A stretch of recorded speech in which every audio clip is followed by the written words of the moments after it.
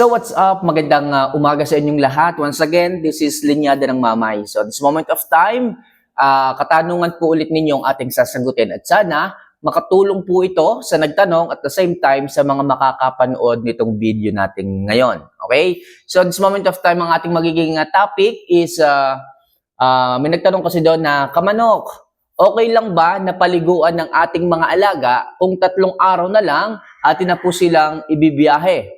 Okay, so mga kamanok, bago ko sagutin yan, isa lang palaging hinihiling ko. Don't forget to click the subscribe button, i-like yung video natin, at kung may katanungan ka na kagaya ng nagtanong ngayon, lagay mo lang yan sa comment section, gagawin ko yung topic next video, and i-shoutout pa kita kung gusto mo. Okay, so kung napindot nyo na po yan mga kamanok, maraming salamat, at simulan na po natin ang topic ngayong umagang ito. So, okay lang ba na paliguan ng ating mga alagang mga manok 3 araw bago sila bumiyahe? Okay? So, para sa akin mga kamanok, hindi nyo na po kailangang paliguan ng mga yan.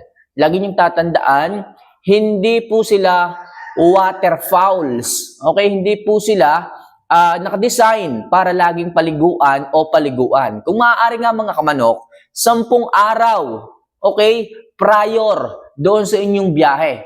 Anong ibig sabihin? 10 araw bago kayo bumiyahe, yun pa ang magandang time para paliguan sila. Kung nakikita nyo, maraming kuto, maraming parasite, it's the time na liguan nyo sila. Pero dapat 10 araw bago ang inyong pagkukumute, doon nyo pa lang sila paliliguan. Pero yung malapit na po, 3 araw na lamang at kayo ay bibiyahe na, hindi po pwede. Para sa akin, they are land fowl. Hindi po sila kagaya ng mga bibe. Hindi po sila kagaya ng mga itik na tuwang-tuwa pag naglalangoy o napapaliguan. Magkaiba po sila. Tingnan nyo yung mga manok. Pag umuulan, tumatakbo sila doon sa kanilang tipi para sumilong. Bakit? Dahil hindi sila komportable. Okay? So sana nagigets nyo po yun mga kamanok. Okay? So ang the best na pagpapaligo sa kanila is kung sila is may kuto. Okay? So kasabay na po niyan ang pagpupurga, pagpapaligo. Tsaka magandang panahon. Yun po yun. Ang maganda dyan, kung halimbawa ay nakikita mo na yung droppings mo, medyo dry, ang magandang gawin mo, hilamos na lang. Huwag mo nang liliguan. Hilamos na lang. Kasi yung paghihilamos ng mukha, ng kanilang mga paa, makakatulong po yun upang ma-neutralize. Okay? Ma-neutralize ang kanilang body temperature. Ibig sabihin, kung masyadong matubig, yung katawan ng manok, pag binasa nyo po, lalo pong mababasa yon. Pero ang sabi ko dito, ang gusto ko lang naman, kapag dry po, kapag dry ang ipot, dry ang balahibo, saka nyo po sila hilamusan. Yung mukha, yung binti, para sa ganon, matimbang po, matimbang o pumunta po doon sa magandang droppings. Ulitin ko, kapag dry po ang manok, yung ipot masyadong dry. Pag sinabing dry, parang walang tubig, walang moisture. Alam niyo naman ang kulay nun, di ba? Parang pag umipot siya, parang nadudurog. Ganun po mga kamanok. So, kailangan niyo pong hilamusan, basain ang paa. So, yun po yung kataasan na dapat niyo pong gawin. So, 3 araw, kailangan na ma-monitor niyo po yon, yung kalusugan ng manok, kung siya po ay dry, kung siya po is over water, over moisture, dapat nakikita niyo po yon. Kayo po ang may alaga niyan at alam kong alam niyo po yan. Para sa mga newbie po ito na nagtatanong kung kailangan daw pong paliguan o ano. Para sa akin, ulitin ko, hindi niyo na po kailangang paliguan. Sapat na po yung hilamos para makuha ng inyong mga alaga yung ganda ng pakiramdam, ganda ng kalusugan, yung healthiness nila. So, sapat na po yung paghihilamos. Okay? So, next question. Hanap ulit tayo. Sana, kamanok, nasagot ko yung katanungan mo. Ano? Okay. So, next. Galing kay June Jamplesidario. Ayan. So, idol, yung aking alagang manok, hindi pa rin buo ang loob. So, anong dapat kong gawin? So, sa madaling sabi, siguro may edad na yung manok niya, pero siguro hindi pa rin ito buo ang loob. So ako meron ding mga manok niyan at hindi lang isa, may ilan din po sila. Pero ang payo ko sa iyo kamanok, pag ganyan, huwag kang mananawa. Huwag kang mananawa, huwag mong panghihinayangan, Ang dapat mong gawin, alagaan mo pa rin siya. Yung iba dyan, nating mga kamanok, dahil sa merong mga late maturing po silang mga alaga, which is natural naman yan sa mga linyada ng manok kahit saan nagkakaroon. Okay? Lalo na sa mga Bostons, sa mga Kelso, merong mga delayed ng maturity pag gaganyan. So, ang advice ko mga kamanok, huwag kayong mananawa. Huwag kayong mauumay, huwag kayong panghihinaan ng loob. Kasi merong tamang panahon para ang ating mga alaga is mag-matured, magbinata.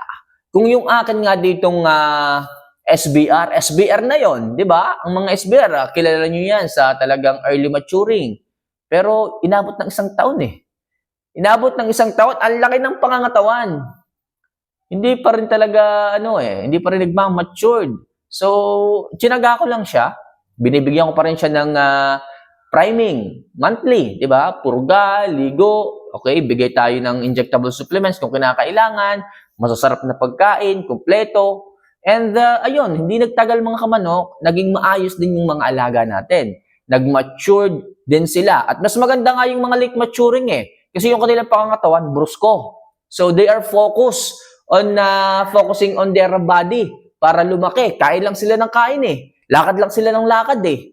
Diba? So, napapansin ko yung mga late maturing na ganyan, ang gaganda ng katawan. Basta mabigyan mo lang siya ng maayos na diet, maayos na pagkain, priming, gaganda ang katawan. Okay? Tapos, pag dumating yung time na nagbinata sila, kita nyo, mas magaganda eh. Kung sino pa yung mga late, sila pa yung mas nagsashine. Sila pa yung mas gumaganda, sila pa yung mas malalaki, mas malulusog, mas magaganda, masisigla. So, kaya mga kamanok, it's not the end. Okay? Huwag niyong panghinayangan na yung isang manok ay late maturing yung manok, ayoko na dito. Huwag ganoon. Hindi ganoon. Kung alam niyo talaga yung linyada maayos, tiyagain niyo po mga kamanok. Tiyagain niyo. Siguro naman, hindi lang naman iisang manok niyo eh. Kung hindi mo siya makitaan ng potensyal, huwag ka muna mag-focus sa kanya. Basta bigyan mo lang siya ng maayos na pagkain, vitamina, suplemento, liguan mo, tapos basta lahat ng care ibigay mo sa kanya. Doon ka muna mag-focus sa iba mong mga alaga. Okay? So, habang hinihintay mo siya, dito ka muna mag-focus sa iba. Pero sasabihin ko sa iyo, huwag mo siyang kalilimutan kung siya ay magkakasipon, gamutin mo. Kung siya ay magkakasakit, gamutin mo. Darating ang panahon, matutuwa ka sa resulta at pag nagbunga yon, mas maganda, mas maayos, mas malaki ang katawan, mas magiging matured. Yun napansin ko eh. Okay? So, kaya mga kamanok, sa mga may alaga dyan na hindi ka agad sila nagmamature, huwag kayong panghinaan ng loob, mas maganda, ilagay niyo po sa TP para sa ganun makuha niya lahat ng nutrients sa paligid.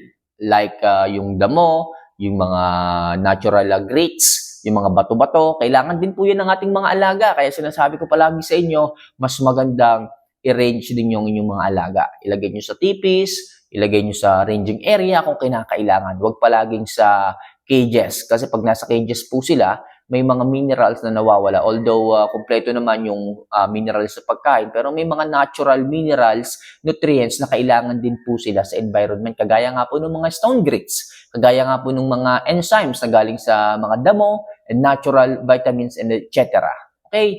So, kaya mga kamanok, kung kayo naman po ay merong facilities, meron kayong bakanting lote, bakanting lugar, why don't you try na ilagay niyo po doon yung inyong mga alaga. Mas magiging healthy, mas magiging maganda, basta bigyan niyo po sila ng maayos na silungan, may tipi, may bubong, okay, may sisilungan, makikita po ninyo ang improvement ng inyong mga alaga at yung difference ng mga manok na lumaki sa range at sa lumaki sa cages. Okay? So muli, idol, sa nagtanong nito, huwag kang panghinaan, natural at normal lamang po yung mga late maturing na ganyan. Okay? Okay sana kung talagang alam mo yon yung may mga manok kasi, mga kamanok na nagkakaroon ng trauma eh. Maaga pa lang, bata pa lamang, sila ay paano ko ba sasabihin? Yung nagulat, okay, o kaya naman nagkaroon sila ng history na nadala po sila.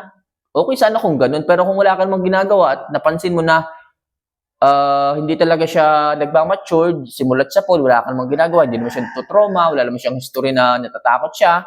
So, walang problema dyan.